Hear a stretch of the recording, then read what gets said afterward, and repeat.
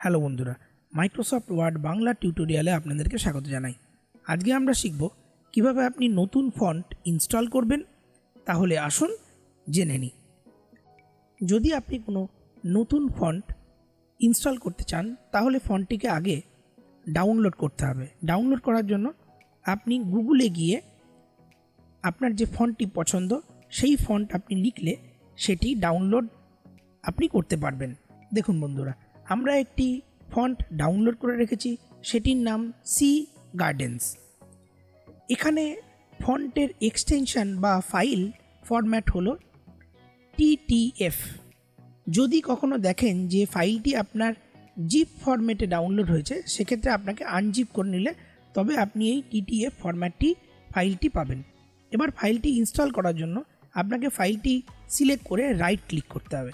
Right click করলে দেখুন এখানে অপশান এসছে ইনস্টল। আপনি তখন ক্লিক করবেন ইনস্টল।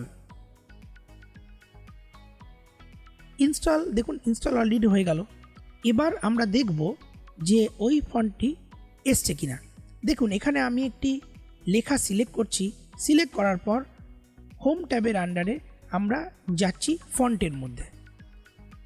ফন্টে আমরা ডাউনলোড করেছিলাম সি গার্ডেন্স। আমরা এখানটায় লিখছি, দেখুন এখানে সি গার্ডেন্স উপরে চলে এসছে সি গার্ডেন্স এবং এই নিচেও চলে এসছে সি গার্ডেন্স। তো পুরো লেখাটি লিখলে এইটি প্রথমে চলে আসবে। আমরা সি গার্ডেন্সটি সিলেক্ট করছি। দেখুন সি গার্ডেন সিলেক্ট করার সঙ্গে সঙ্গে সি গার্ডেন ফন্ট চলে এসছে। আপনি চাইলে ফন্টের সাইজ বাড়াতে পারেন, চাইলে সাইজ কমাতে পারেন। যদি আপনি কালারিং করতে চান এখান থেকে আপনি কালারিং করতে পারেন, সেটা আপনার ইচ্ছা। যদি আপনি স্পেশাল এফেক্ট যোগ করতে চান সেক্ষেত্রে এই অপশানগুলি আপনি ব্যবহার করতে পারবেন।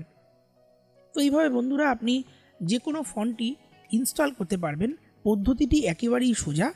তো এরকম করে ফন্ট যদি আপনি নতুন ফন্ট যোগ করেন সেক্ষেত্রে আপনার লেখাটিও কিন্তু খুব ভালো লাগবে। তাহলে আজকের জন্য এইটুকুই। আমাদের পোস্টটি ভালো লাগলে অবশ্যই আমাদেরকে লাইক করুন, আমাদের কমেন্ট লিখুন আর অবশ্যই আমাদেরকে সাবস্ক্রাইব করুন।